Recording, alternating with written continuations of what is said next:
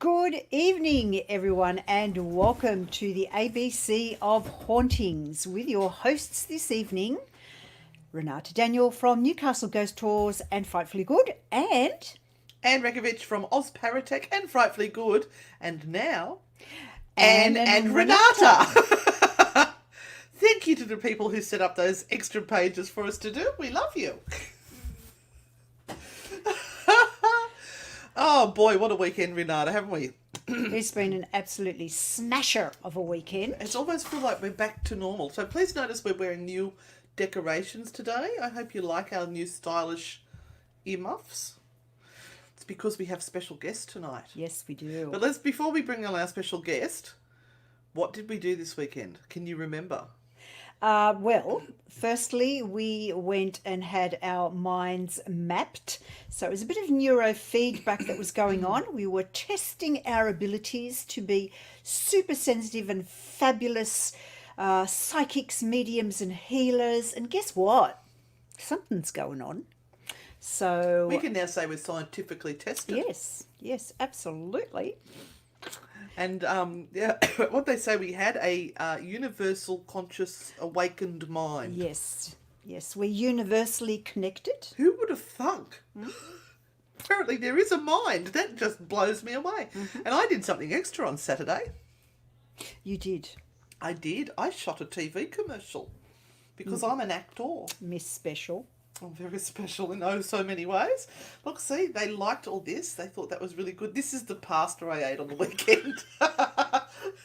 If you haven't seen our Facebook pages, head on in and have a look at the meal we had at Pietro Italiana at Warunga. It was Not absolutely... Warunga, Warragamba, sorry. Pietro's It's a W Italiano word. Ristorante. And they have the most fabulous Italian food ever. The dishes are like soup bowls, every single one of them, and you really just want to dive in and eat. We did. And we wore it.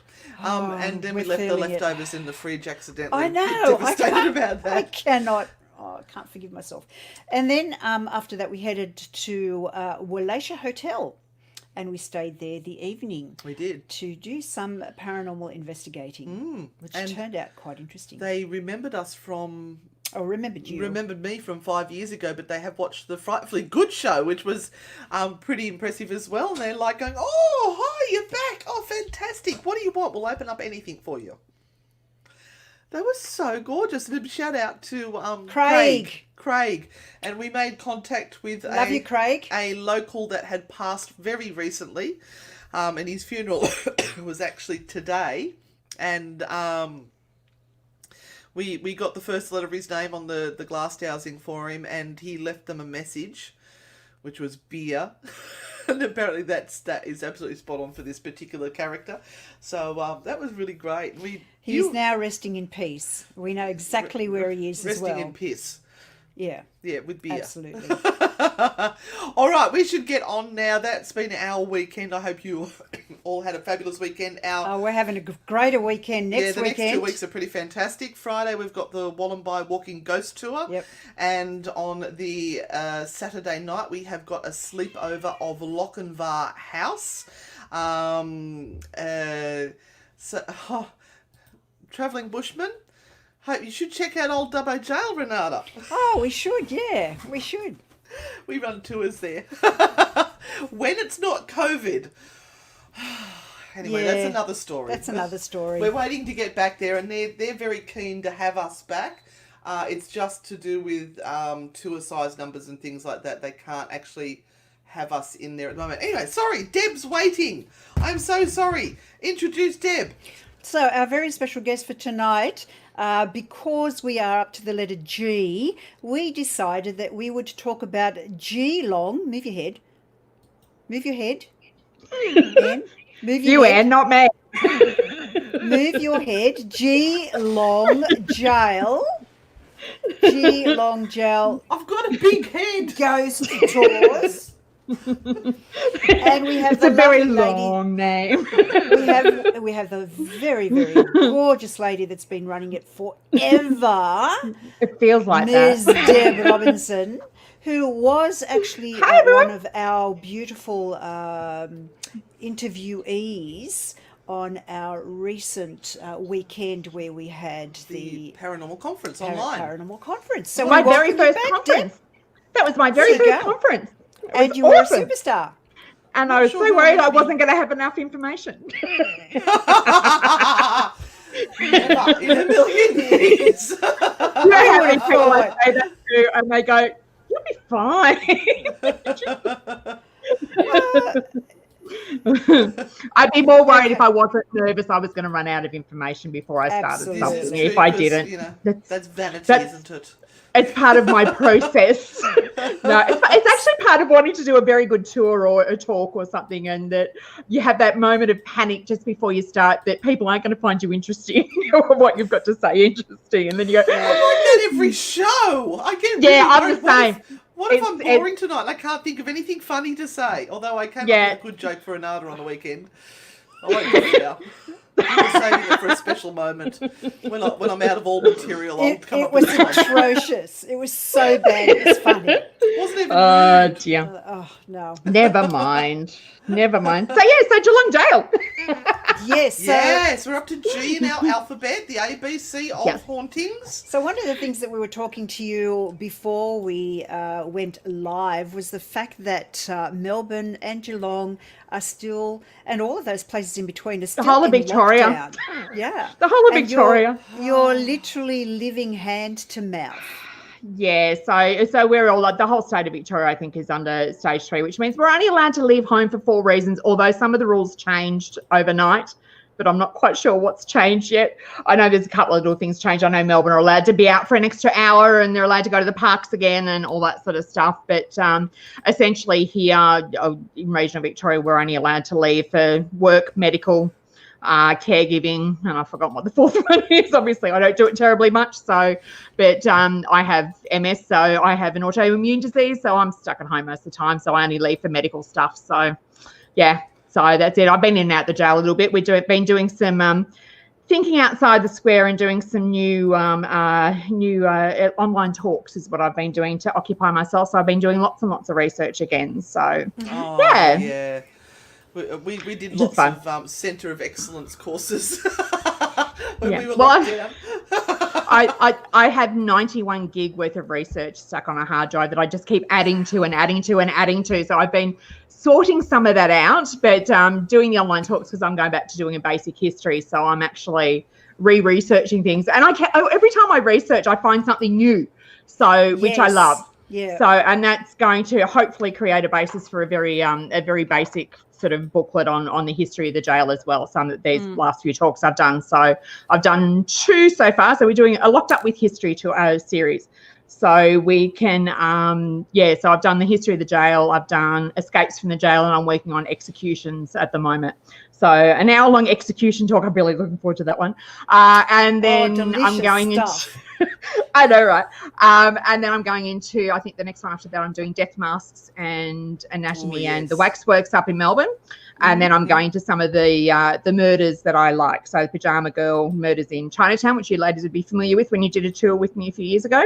Yep. And then Frederick Deeming, who is my favourite serial killer, because we've all got to have a favourite serial killer. No, we don't. No, we do not. No. And Deb, by the way, when everything opens up, we're coming down and doing a special tour there. Awesome. Well, I actually meant to say, we were starting to do that a couple of years ago, but it was just as the jail was being sold, and I didn't even know whether I had a location anymore. Now I have full reign of the jail, so we can organise whatever we need to. Well, so we can do day, night, all that sort of stuff. We can do all sorts of things. So so definitely once you can come down if they ever open the bloody borders. We've got a few friends now that like to hang out in jail, so we'll ask them if they'd like to come with us. Jails are so much fun. Just everyone who may be posting with regard to tarot card readings tonight.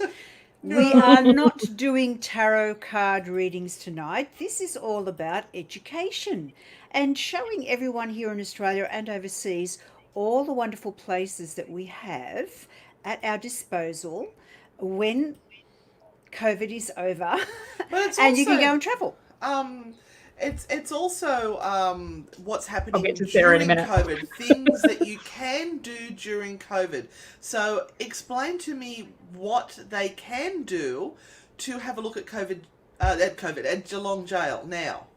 At the moment, nothing. We're shut Nothing. down. So you're not doing the live walkthroughs anymore. I'm doing a live feed. We're actually going to do a live feed, I think, next weekend, because that we should have been World's Largest Ghost Hunt. So far we've missed out on our adult Easter egg hunt back in April. We couldn't run that. We are not going to be able to run our haunted Halloween zombie run, which we usually do on Halloween. So we can't do that this year either. And these are big money spinners for us, from the business point of view. So we can't run that. We can't do World's Largest Ghost Hunt. But we are going to do one. It's just we're not going to be doing the donations and all of that we normally would do, as you ladies are aware. Because one of the things I was talking a little bit about executions before is that I think I finally worked out where the initial gallows were. So we're actually going to put a couple of my mediums to the test for that. I'm not telling them where it is. Only one of them knows where I think it is. No one else knows. So we're going to have a look at doing that. And there he is right now when I talk to him. Jeff knows where I'm talking about, but he's the only one that knows. So Jeff's one of our investigators. So we're going to test our other ones and see what we come up with and whether it's actually an area we don't normally investigate in. So normally we investigate in the body of the jail. And of course, because the jail's been there for a very long time, it opened up in 1853. It started being, looked at in 1849. It didn't close until 1991. You've all probably heard me say this before. It was only just recently I've actually think I know where the initial gallows were. And it was an article I read from in 1859 when I was doing some research for the basic history. And it points to it being in a particular location. So we're going to test my guys out and see what they pick up there and see what you should do. What you should do is, before you do that, do a little online guess thing. So pop a map up and get people to put a big red spot on where they think it is. Oh, that's a good idea. Yeah. I like that. And then once you've got everyone, you might be able to give a free ticket away for when the jail opens or something like that. I've been giving away lots of free tickets for when we reopen. You could have some paid tickets left. I'm hoping by Christmas holidays I might actually be allowed to have somebody back in the jail so I can pay my rent. So as I was telling you ladies, I still paying rent every month on the jail. So the people that are here now, if you could go and watch a live ghost tour at Geelong Jail, would you all be happy to kick in $10 to go and pop in and watch a live investigation? Would that be something that the audience would do to support a jail? We'll ask them and see what they think. See what they come back with. Now, I need to answer Sarah, because I saw Sarah's comment picture up before about Frederick Deeming. He was actually interviewed. I actually have a copy of the telegram that was sent from the London Police to Victoria Police asking that he please be interviewed over the Whitechapel murders before he was executed. I don't believe he is. I do believe he committed quite a number of other murders. Yeah, not copycat. He actually he did murders all over the world. He wasn't fussy about where he went to murder people. And there's actually quite a few, even up to about 5 years after he was executed, there was still telegrams coming in from overseas police forces going, hey, do you actually think that this was him that did this? Because it's very similar. So I have a lot of information. I love, anyone who's listened to me before knows I go to the Public Record Office a lot and go back to original records. As much as I love the theories that come through, I also like to go back to original records, and that's how I do all of my research. I go back to original stuff. So it's really interesting. But I saw Sarah's question pop up and I thought, I'm going to answer Sarah. because he's my favourite. So we'll talk about him in a few weeks. We're talking about him just after my birthday, actually, because I decided that was my birthday talk. Because his death mask is sitting just over here, so he's just out of sight at the moment. Oh, wow. You are a bit obsessed with him, aren't you? Well, I actually have. If I can turn this around quickly without seeing my messy desk, you can actually see all of my death masks. Oh, that's creepy as. Love I've got two that are missing. Jeff, who we're talking to, he has one of my death masks because we use him as a trigger object. And I have another one that's just gone into the jail for our new exhibition, which if we're ever allowed to open, we'll be opening soon. So, because we have actually had the museum's got a new exhibition coming up called Saga Behind the Armour, which will give you a clue as to who it is. So, yeah. So we're still working on stuff. Even though I'm not earning any money. Lots of people are saying yes, that they would definitely pay to. Cool. So it's just something to consider, because I mean we'll support you and we might be able to run an experiment between us and them. We could. We've actually done stuff before. I actually had I had a group come in just before we closed down, actually, which is just getting back to my death mask again. They actually had did an experiment with our room of death masks. I have 3 death masks on display at the moment, and they did an experiment in there with the cat balls, and they were getting intelligent answers. And these are replica death masks. They're not real ones. They are actually replica ones, but we were still getting very intelligent and correct information from that death mask as to who it was, which is Dan Morgan, who was a bushranger. But he was actually answering the questions, and he had nothing to do with Geelong Gaol at all. It just so happens I've just got his death mask. But we use him up at our Royal Hotel in Seymour, which is one of the places we usually do our Australia's Haunted Hotel tour. We usually do up there, and his head was actually placed on the bar at the Royal Hotel, which is why we use it there. And that's why Jeff has it, because Jeff does those tours. So that's why he has Dan. Everyone that is watching tonight, just take a moment to just note the banner going along the bottom there, the Twisted History. Please go and check these guys out, check Deb out, and like the pages, like the Facebook page, follow them, support our local Australian ghost tour providers and ghost hunters out there who are creating events and who are all suffering at the moment because there are no events to create and to do.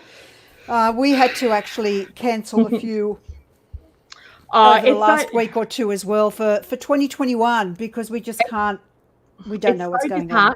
It's so disheartening because you just don't know what to do. And then like even when we come back, we're under some of the strictest lockdown at the moment, but we don't know what those regulations are going to look like when we come back. Having a brief look last night, it becomes as to what do I classify as? Do I classify as a museum, or do I classify as a tourism operator, or do we do both? Because they actually come back at different rates. So I can have one come back under level 3, but the other one can't come back until we go to COVID normal.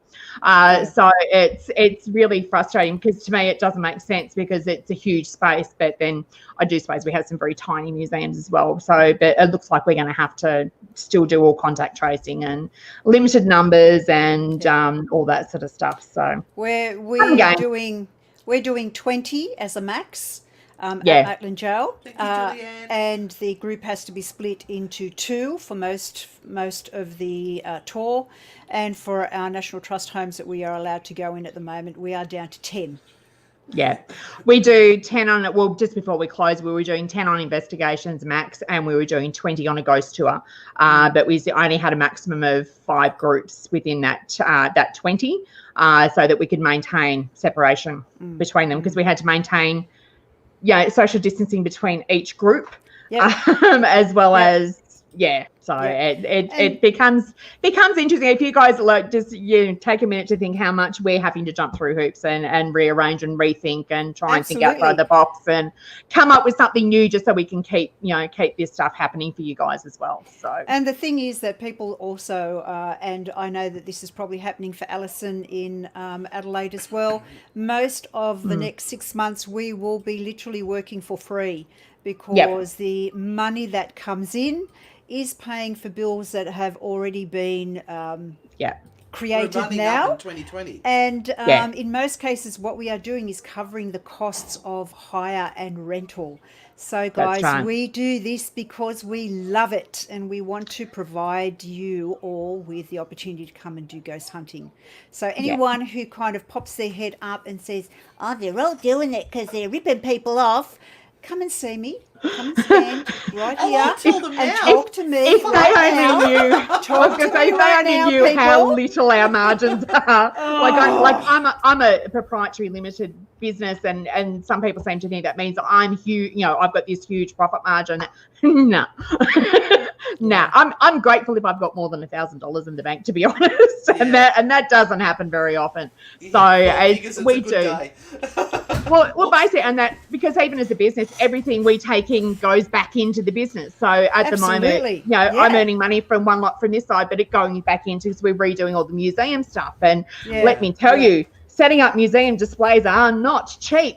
No. Boy, oh boy, they're not cheap. But it's worth it in the long run. But it's still something we've got to do. And I'm in that strange thing because even trying to get grants is difficult because a lot of museums are not for profits. I'm a proprietary limited, which means I'm for profit. So it actually makes it really hard to get any grants to help out with the costs because they consider you a business. So it becomes very hard, but we'll get there.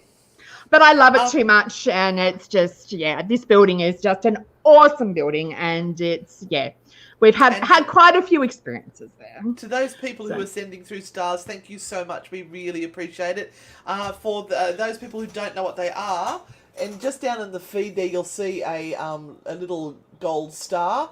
If you tap on that, I think Facebook sometimes gives you free stars, which you can send to people who do live feeds, and it's like worth 1 cent a star. You can buy more stars if you want to support people, but it's just a way of paying back. So thank you very much, Julie Ann and Justin and Julianne again. I can't see the other ones that have come through. We really appreciate anything you send through because every little 1 cent adds up. You should look into it, Deb. Yes, I actually had no idea. I might have to have a chat to you about that a bit offline a bit later, how we do that. All right. Well, let's go. We're saving up for another one of these. We need to get a second microphone because it's really difficult, and so we're not allowed to do this on COVID. I've got to learn how to use all mine. I actually have it. I have all this gear, and then it's like, how the hell do I use it? It's like my staff turn and go, what the hell is that for? Well, because I have the thing so that I don't shake everywhere because when I'm walking, because I don't walk well anymore, so it's never smooth. So now I just sit in one place and let everybody else walk all over the place for me. So thank God for StreamYard because I can add extra people in and they can walk for me. I can just sit down the bottom and talk. Absolutely. Tell us some ghost stories. Let's hear some ghost stories. Ghost stories. I'll give you a really brief. So for those that haven't been to the jail before, I'll just give a really, really brief rundown. So as I said before, opened in 1853 with the first prisoners, didn't close until 1991, exactly the same conditions as you see now. One of those conditions are the fact that there are absolutely no toilets in the cells. They had a bucket to use for a toilet right up until the day it closed. Wow. 1991. Wow. So apparently that's why Chopper Read never wanted to return to Geelong because of the really primitive conditions. It's still pretty much in the conditions that it was in 1853 when it opened. So it has had a number of roles over the years. So it was a maximum security prison for male and female prisoners. Females were there up till about 1900. We had a few after that, but generally it was when they were on remand and they'd have to hire a female warden to be with them for that time they were there, and then they'd be offloaded again. It had male prisons all the way through, of course. In the late 1860s, it became an industrial school for young girls. So while they still had the prisoners, male and female, down one end in the west wing, we had the north, south and east wings were converted to an industrial school for young girls. So we had 196, I think, at the maximum, of young girls aged between 3 and 16. We also had little boys that were aged up to about 6. At that time, they would be sent to Sunbury Asylum. Yep. The youngest prisoner I've actually found on record at Geelong Gaol was 2 years old. What did they do to end up in jail as a 2-year-old? back in the 1860s, the regulation was that children would be charged with being neglected children, and that was how they put them into the system. So it wasn't always the parents that were charged; it was the child, and that was how they actually put them into the system. So the way they put them into the system is they're a vagrant, we'll put them in jail. So, and it's quite common to have quite a few, there was quite a few. And that's on top of the ones with, like, the female prisoners would have their babies with them as well. Even though there was regulations, they were supposed to, after 12 months, they were supposed to be weaned and taken away. I have got records of up to 3 or 4 year olds still being in jail with their mum. And when you think about the prison system in the early days being, many of them were based on the Pentonville system, which was a system of silent separation. So you weren't allowed to talk. In the very, very early days, you would have had silence masks. So the men, anytime they were out of their cells, would have a mask on that covered their identity. If they happened to come across somebody, they were supposed to turn and face the wall, weren't allowed to speak at all, and they'd be in their cells for anything up to 22 hours a day. So it's a very, very brutal system of reflection. It's more a punishment system than reformation that we have nowadays. So it did change, and it has evolved over the years. And there was some people in the early days that were still looking for that sort of, that reformation rather than pure punishment. But having said that, there was also some very, very brutal men that were in charge of the whole penal system in the early days. For instance, Samuel Barrow and John Giles Price, who would both, some might say, karma. John Giles Price was actually murdered by 7 prisoners. When he came to hear their grievances, they basically stoned him to death. Thank you, Maxine. Sorry, I'm just going to keep thanking people. They're sending stars. That's okay. Just ignore me. and Samuel Barrow, who he was the first Inspector General of Penal System in Victoria, he actually drowned when the ship capsized when he was saying goodbye to Governor Latrobe, who'd given him his job. Now, these 2 men, when they were up on Norfolk Island, which I know you ladies are familiar with, they invented tortures. There's no other word for it. It's torture. Barrow came up with a tube gag, which is a piece of wood that was shoved down a prisoner's throat and tied to his face with a piece of leather over it. And depending on how bad they would be how big a hole they would allow them to breathe through. They used that in Maitland as well. They had one at one stage. It's gone to some museum, I don't know where. But there was one at an auction at one time, and I wanted it so badly, but it went for so much money I couldn't buy it. Some of the prisoner stuff goes for either really, like, some stuff we've been lucky we've found some really great bargains. And then, I'll mention paintings. We have one prisoner who's one of the last 6 prisoners at Geelong who's donated us about a dozen paintings that he painted, and they're absolutely beautiful. Wow. We had another one that just recently we were chasing after, which was a couple of paintings from Pentridge, and he wanted $11,000. It's like, thanks, but no thanks. But anyway, back to the job. So it was so we had the young girls there. We had, after the young girls finished, it became a hospital jail. So that meant that in Victoria, if anybody was in any of the other prisons and they were sick, old, dying, decrepit, all of that sort of stuff, they'd be sent to the jail. And that's the reason our death rate at one point was 1 in 20, was because we had all these elderly and sick prisoners. So a lot of times they'd be sent to Geelong to die. I think they had it in their heads because it became known as the prison of the ill, or the seaside resort, it was referred to at times by the prisoners. And I think because it was so close to the ocean, they thought that it was going to be a recuperative place rather than a prison. But we still had maximum security prisoners here too. It became a training prison, and then during World War II, it was actually a military detention barracks. And they weren't any better behaved than the prisoners were. In fact, the military prisoners performed one of the biggest escapes out of a Victorian prison with 22 men going over the wall at one point. So, and it was very well planned because they actually cut all the wires to as a normal jail. Ours isn't a big jail, but it's got the 4 towers on each corner. They cut communication to all of the towers. So the guards in the tower could see what was happening, but they couldn't actually ring the jail proper because they wasn't going through. So the jail actually knew of the escape was somebody knocking on the front going, there's a whole heap of men just went over the wall. Are they supposed to be out there? So, because there was a regulation in the early days, they weren't allowed to fire, especially on the military prisoners. They weren't allowed to fire on them. So they had to watch them go. So it only took them a couple of weeks to find them all and bring them all back. But but there's been some really interesting, like I was saying, I was doing on our Locked Up with History talks I'm doing at the moment. When I did the escapes one last week, one of the guys who escaped in 1865. Now this is before the prison was complete, but the wall wasn't. Apparently the wall's the last thing you need in a prison. You don't need a wall. So they had a wooden fence around it to start with. There's a lot of escapes from the jail.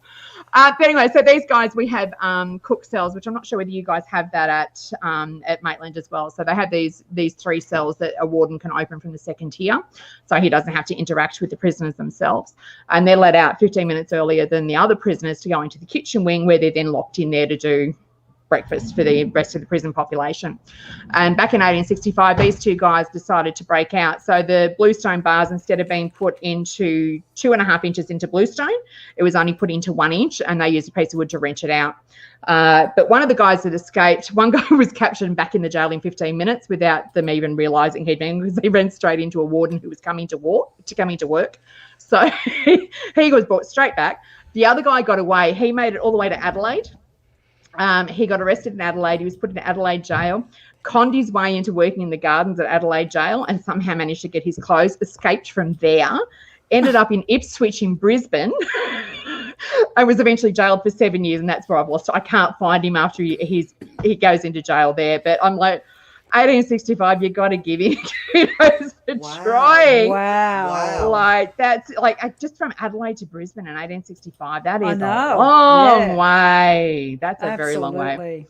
So, yeah, so there's some cheeky buggers that were located in Geelong. So, but, it's a lot of fun.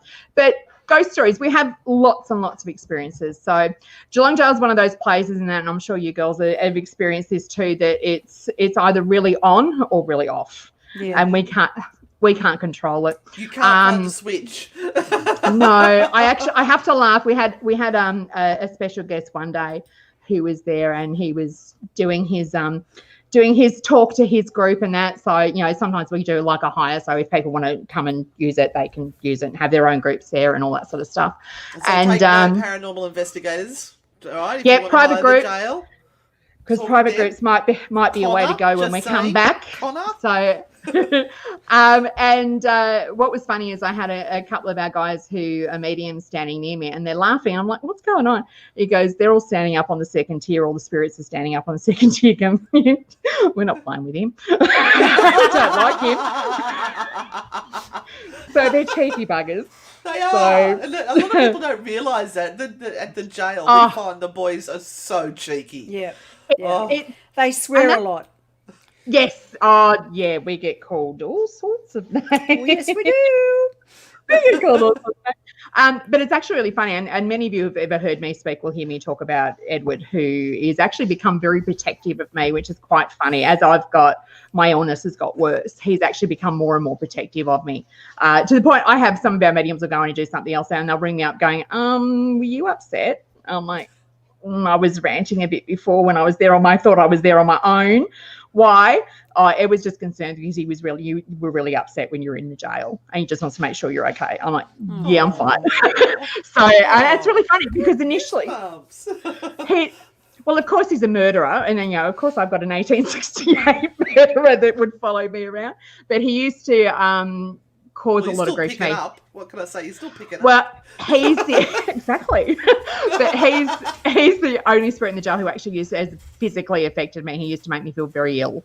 He'd go and play with me when I went up in the gallows, and then when I didn't go, he'd play with everyone else until I came in to check. I had an episode there where we had everybody fainting 5 days in a row until I went in. Yeah, Jeff just said Deb's boyfriend. They see him all the time. If you've ever watched any of our live feeds that we've done with the investigations, quite often, because I sit down in the circle on my own, and quite often you'll see him walking behind me on the second tier, just making sure I'm okay. It's actually quite funny now. So, but he would do it. They all know, all my guys know that that's what he does. So, but it's actually really interesting. What I found with our guys is because we have I think we've got about 6 investigators at the moment, but they all have their own spirit as such that they interact better with than anybody else. Sam, one of our investigators, who I'll give a shout out because she's in hospital at the moment about to have her gallbladder out if they can ever get her temperature down. The poor thing. She's been in hospital for a few days. But she's got 2. So she has James Murphy, who was our second last man executed. In the early days, she would actually take her husband in as bait, because we knew that if hubby went in, the K2s would go to red immediately if he realised that hubby was on site. So that was always, he never liked it when hubby was there because he thought Sam was his. So that one. But the other one we have is actually a more recent case, which it was our murder victim from 1987. So I think it's the last murder that we had in the jail. Still an unsolved murder at this point. They did arrest one man, but he was found, he was acquitted of the murder.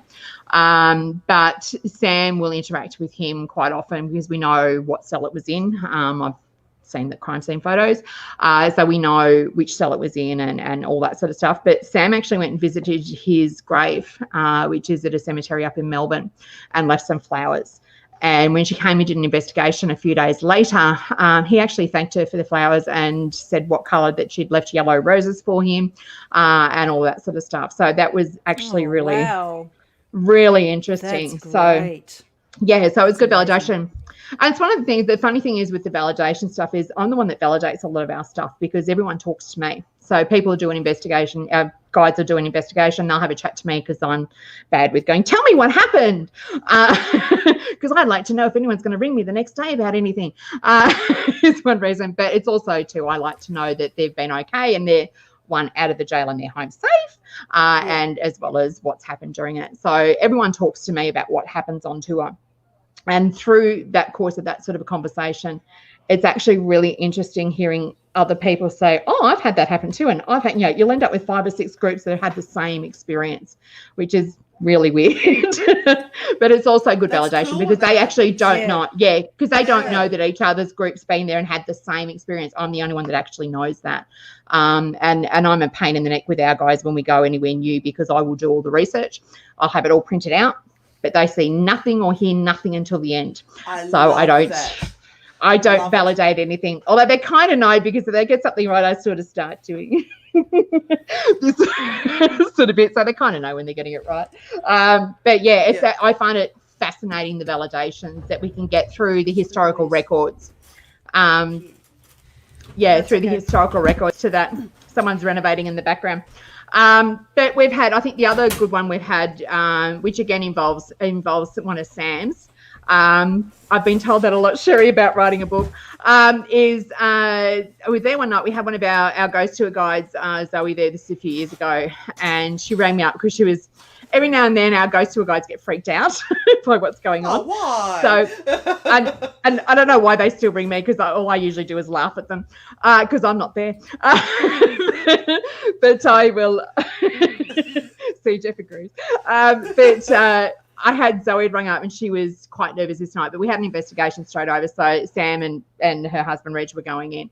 So they got there and she was sort of saying to Zoe, well, show me where you were feeling a bit weird. And we had a stage where they went through, they'd play with the girls a lot. They'd pull their hair, pull the back of their skirts and all of that sort of stuff, just, letting them know that they were there. And as they walked down the west wing towards the staircase, they all saw a pair of white tennis shoes, the bottom of like green tracksuit pants, and then just a white mist above that then disappeared. And I happened to be on the other end of the phone at the time. There were some choice words that came out, that's for sure. But yeah, there was a few F-bombs that came out that night about what they'd just seen. But there's, like I said, there's just so many different experiences. There was another night I was in there with one of our other investigators, Jose. We had clients on the morgue table, and we all stand back around the outside of the room. We usually put one of the customers on the The slab. The morgue table on the slab, as you do, freaks people out. And what was really interesting with this one is I think Jose had put a K2 and I think a REM pod on the person as well, or had them between their feet and that. But we literally could see the feet. We had a spirit of a doctor, we believe, and we could actually see her feet being picked up and turned and moved and investigated. And none of us were anywhere near her. And we kept saying, "You're moving your foot." And she's going, No, I'm not. She goes, "I'm not moving." And it literally, you could actually see it being her foot being moved. It was freaky as. And there's some of the stuff on there, I go, what the? Yeah. So even now, I still go, oh my God. So, but yeah, there's just, like I said, we've had lots of mist, we have lots of orbs and all of that sort of stuff. In the early days, we used to see, it's actually really interesting because in the earlier days, we used to have a lot of people would come out with like burn marks and rope burns around their neck from the gallows and stuff like that, and scratches and all that. We don't tend to get a lot of that anymore, which is good. I'd rather have positive interactions. Yeah, there was a lot before Renata started the tours. Like I witnessed somebody getting scratched, and I think Craig from Whisper ended up with rope burns around his neck, and so that used to happen. But now that we're there regularly, I think they do develop a relationship with you.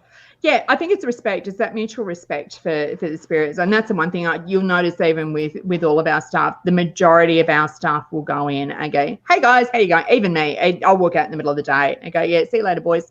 And that as you're shutting the doors down, shutting up the gates and stuff. So, there's a lot of respect for people. We also, I don't allow anybody to any provocation. I detest provocation. There's other ways to do it. There's a limited sort of bit you can, but there's the ones that are going there purely just to provocate, to get a reaction. I don't like that, and they know that I won't allow it. Give me 2 seconds here. I just want to deal with this gentleman here. You're on the wrong I can page. see. Yes. You are on the wrong page, my love. I'm sorry you've lost everything, but please don't ask anyone here for any donations to your cause. Some people think that you might just be a little bit not legit. So we'll just ask you to move on. Otherwise, I will release the Kraken. Okay, sorry. Let's go on. Ooh. Well, I don't want the Kraken released, believe me, because it smells something awful. It's like that sulfur smell. I've just seen Maxine's question there. I actually don't have a scary. The jail doesn't scare me. It really doesn't scare me anymore. It's not to say I haven't had things that you sort of go, what the hell? But I haven't really. Probably my best experience would have been, and I know Jodie's here because I saw her pop up before.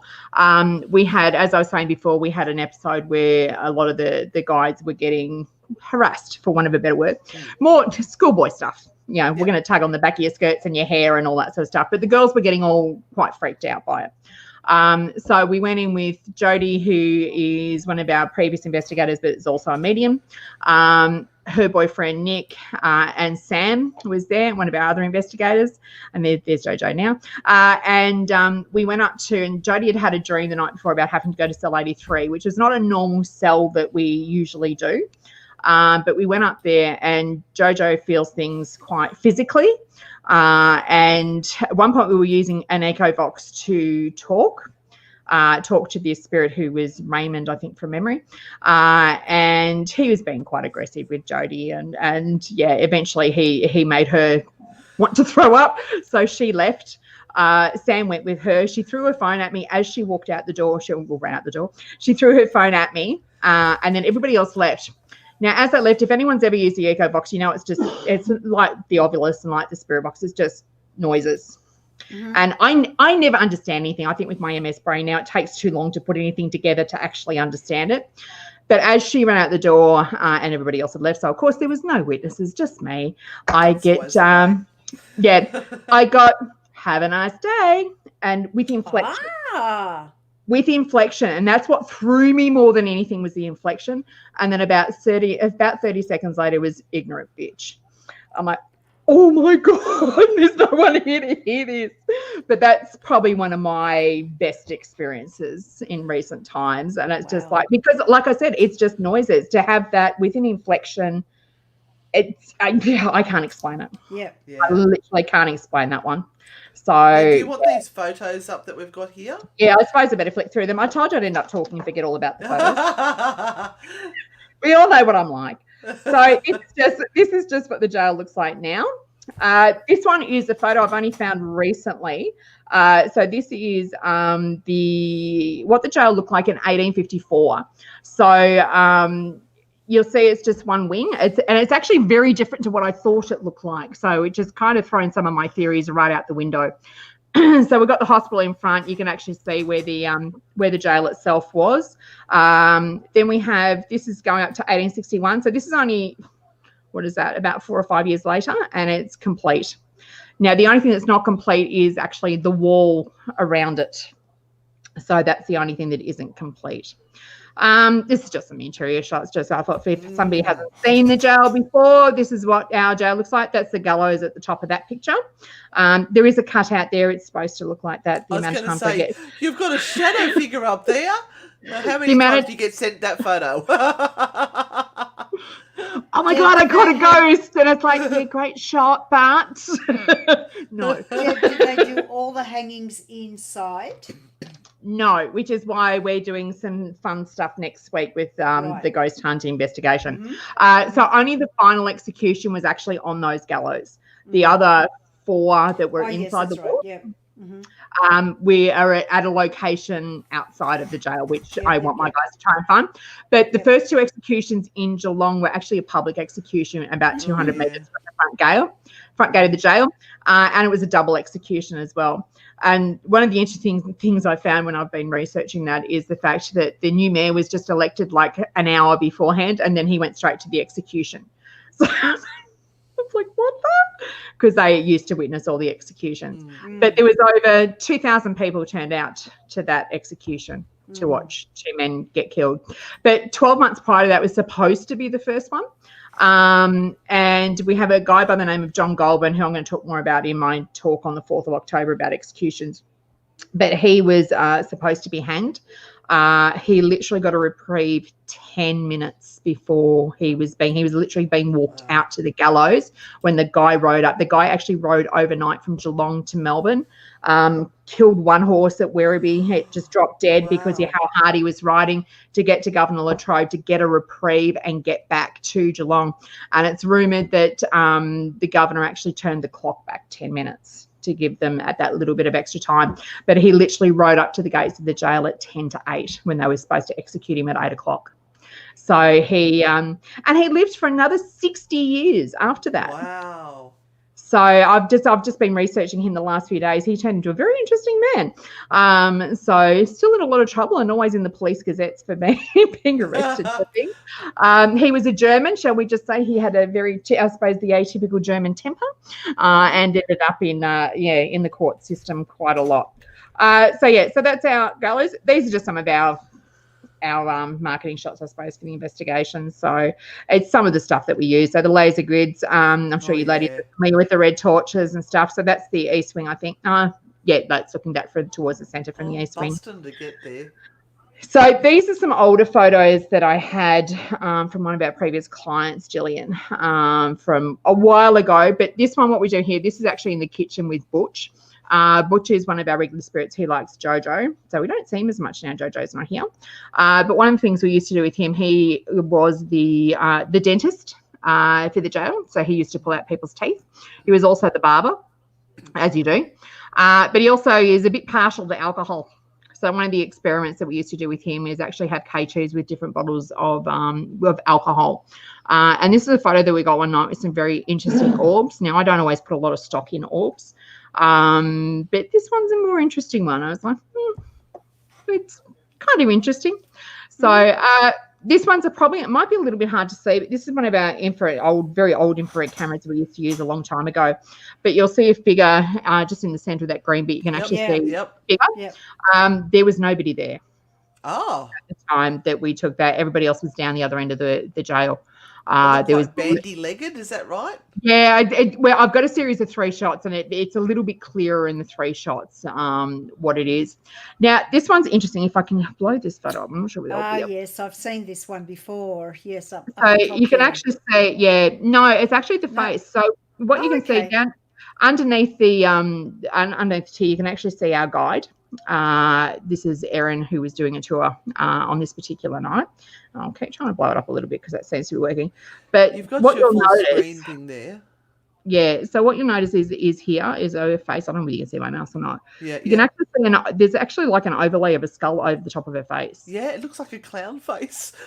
On the actual photos of it is it actually looks like a skull. It's really weird. It's very, very weird. But there's a series of shots with it. Oh, that's just me with my friend. That's my favorite boy. That's after a murder tour when I have him. Got Fred with me. This is another shot from very early on. This is anyone that's been to jail would know we quite often talk about the little girl spirit. So we believe there's a little girl still down in the East Wing. That's left over from the industrial school, and this was a photo. Somebody was mucking around with different settings on an iPad. There was nobody else down there at the time, but it kind of looks like the bottom half of a skirt and a very small little legs. So that one was about. I can't remember what else I copied. This one is, if you've seen Haunting Australia with Alan Teller and Rob Demarest and all those ones. That came to Geelong Gaol, they captured a very similar image. This isn't actually their image. This is an image we caught a couple of years beforehand. But it's the same thing. It looks like a warden walking out of what we use as the kitchen. This was a warden. It was the warden's area. So it makes sense what they're doing. But, yeah, again, just a very interesting capture. Again, like I said, I don't put a lot of stock in orbs, but these sort of ones, this one, I've got a series of photos and you can literally see it coming down the hallway.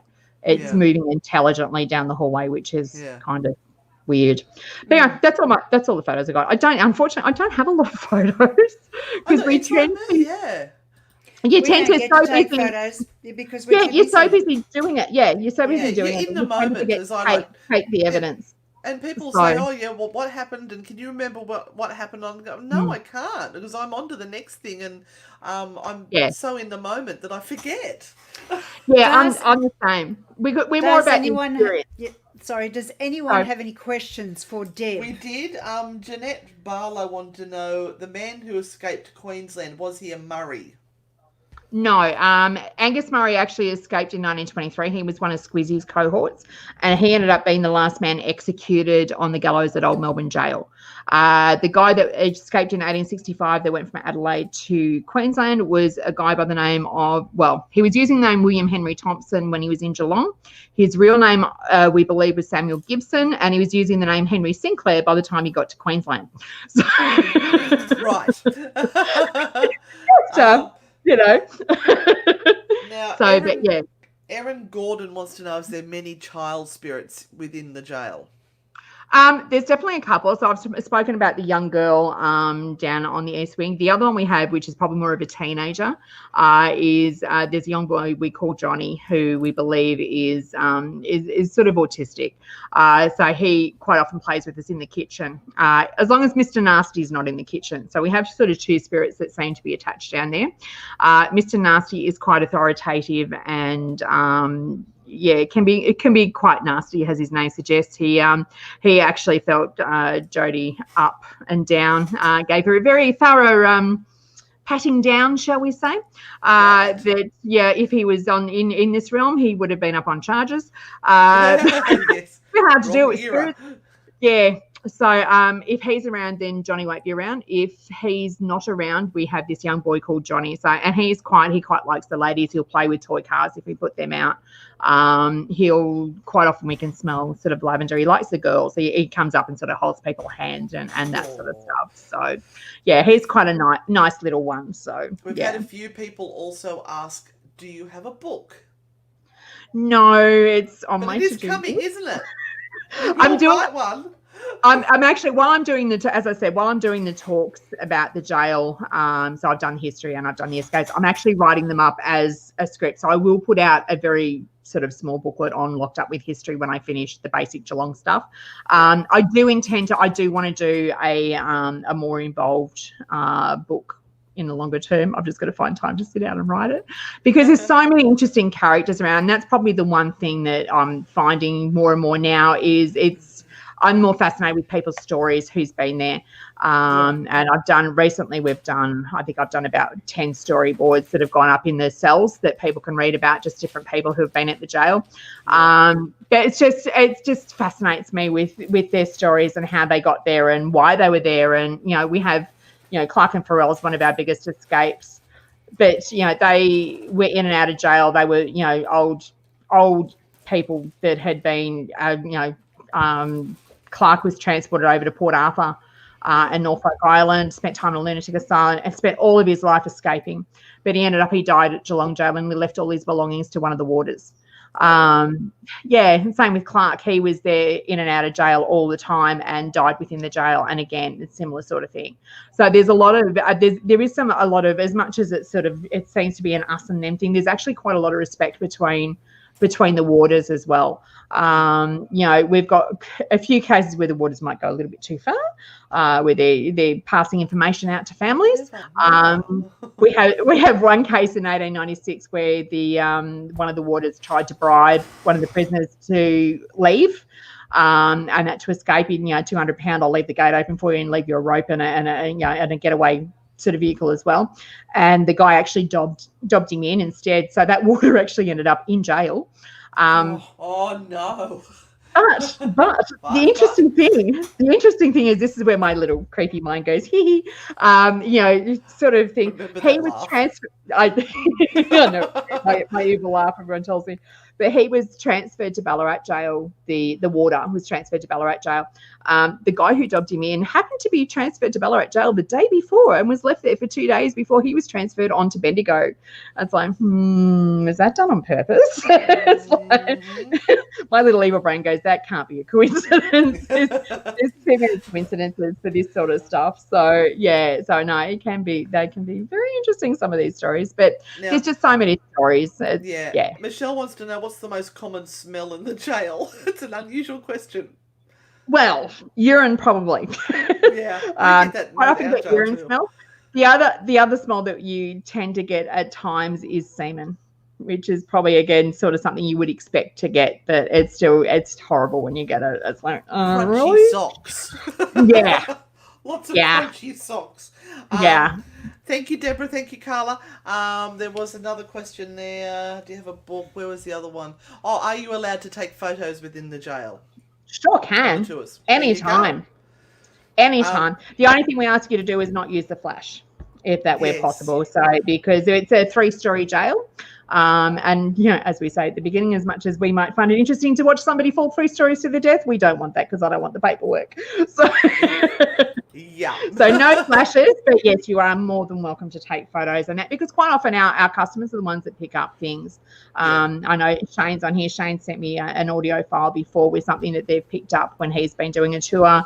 And as much as it's us presenting tours and giving people a chance to come and do an investigation, it's not our tour, it's the customer's tour. So if there's things they want to do, if there's things, initially we did have sort of a scripted way that we went, or a route that we went. I don't do that now. I actually let the investigators go wherever they want to go, because if they're going to get drawn somewhere, or if a customer is going to get drawn somewhere, I want them to be able to go and explore that, rather than that's the ghost tours we do as more the history and the more formatted sort of thing that we do, which gives you an overview of all the history. But when we get to investigations, I want the customers to be able to have the experience that they are supposed to have. So if there's places, as long as we're allowed in that place, and there's not many places that we're not allowed, but it's I want them to go wherever they feel drawn to go. And Pauline said, I love the jail. In the kitchen downstairs, I had someone come in. Would that have been a prison officer? Possibly. So the kitchen off the main circle area was always a warden's room. Even in the early days, that was very definitely a warden's area. The kitchen down the southern wing was the prisoner's kitchen, where they cooked the food. So yeah, we refer to both as the kitchen, which can get quite confusing. But yeah, one was the warder's room, the other one was the kitchen, and always has been the kitchen. Even before they built the south wing, it was still the kitchen. That's where the buildings for the kitchen were. So it's always been in that south area. Yeah. So yeah. And of course, it doesn't mean that, you know, things come through even from the ground. It doesn't have to be what the building is right then and now. And that's the thing to remember. And I think Maitland Jail would possibly be the same thing. We have had rooms that have, or cells that have changed. We've got some that are double cells now that were once upon a time with single cells. We've had, you know, there's been quite a lot of escapes from our jail where they've dug out the mortar from between and things like that. So it just sort of depends on where. So as much as it's the same, there has been a lot of changes within the fabric of the jail as well, and that all leaves its impression on it, I believe. Absolutely. Now, do you have wheelchair access is our last question. Only on the ground floor, unfortunately. It's a historical building. This is why I don't go off the ground floor anymore. But if I'm around, I'm always happy to sit with you and chat with my wheelchair too. So there you go. That's an awesome. I quite often do that. I sit on the ground floor.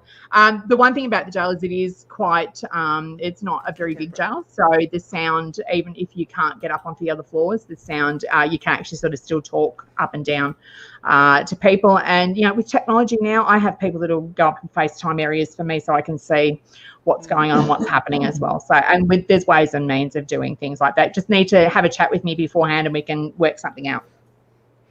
Okay, well, thank you so very, very much. Yeah, thank you. Look at that, the hour's gone. Yeah. Bang. So please, everyone, just note the banner coming across the bottom there. Twisted Histories and Geelong Gaol Ghost Tour. And we have been speaking to the beautiful Deb, who actually rents the jail out.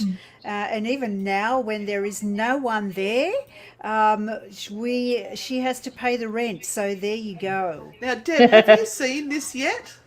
This little video here? Well, let me I play don't think so. For you.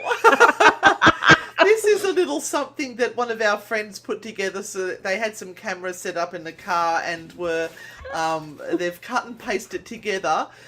So enjoy Renata and Anne as we drive around Sydney. So here we go. Oh, now let's hope you can all hear it. If you can't, let me know. Can you hear that? Nah. Nope. There it goes again. That's all right. We'll share it up later and people can have a look because it's... Renata's face is good enough. Yeah. I think there's something I need to do with this, and I keep forgetting to do it. Now, I'll just pause it because it's rattling on in the background. Just let me have one more little... so we go to Chrome tab. Oh, look, there's the magic button. I found it now. You sound like me. It's like, I know this is going to work here somewhere. I can do it. And I can start it back at the beginning because that's a very good place to start. Now you should be able to hear it. No, it says no through road. Oh, okay. Best I don't go in there. Oh, dude, come on, move. God. Watch the car. I've got the road, Renata. Calm down. Nothing like country girls driving in the city. All right, buckle up. We're going in. And across one more. I'm not on the wrong side of the road, am I? Oh, shit, wrong lane. No, I can't turn left. How the fuck do we end up? I've got to go over to there. I'm on the wrong fucking side of the road. Fuck! Jesus Christ! No, you can't. There's no right turn. We're going the wrong way. Shut up! Oh my God, it's Getting better. I need to meditate. If in doubt, follow the current front. Shut up. We're doing good. I don't know. We're doing so good. Oh. There you go. That sounds so much like me. When I'm driving. Although my staff still get in the car and let me drive. I don't know why. Whenever we're going somewhere, they still let me drive. I don't think anyone will ever get in the car with me ever again after that. I used to pride myself on being a good driver, but never mind. Look, my beautiful lady, thank you so much for joining us Not this a problem. evening. Anytime. It's been a hoot, and you've saved us because we were very tired. But we'll be back on again Thursday night for free tarot. Yes, we will. All right, so thank you. Stay there, Deb. We'll get back to you in a second. No problem. Pop you out. And we'll say good night to our audience. I hope you all enjoyed that little video clip. It is on our page. We are now on TikTok as Anne and Renata. There is also Instagram. So I'm coughing because I've got my little candle going, and it always makes me cough. Instagram is Anne and Renata. We're rebranding a little bit. We are definitely keeping the Frightfully Good brand, but we are branding out now as Anne and Renata. Thank you, Justin, for your stars. Thank you, everyone tonight who has sent stars. Thank you so much, everyone. And thank you for sharing the page. Thank you for staying on and watching us. We appreciate you guys, and we are nothing without you guys. So thank you for everything you do for us, and we'll see you on Thursday night, if not before. See you on the dark side. Bye. Bye.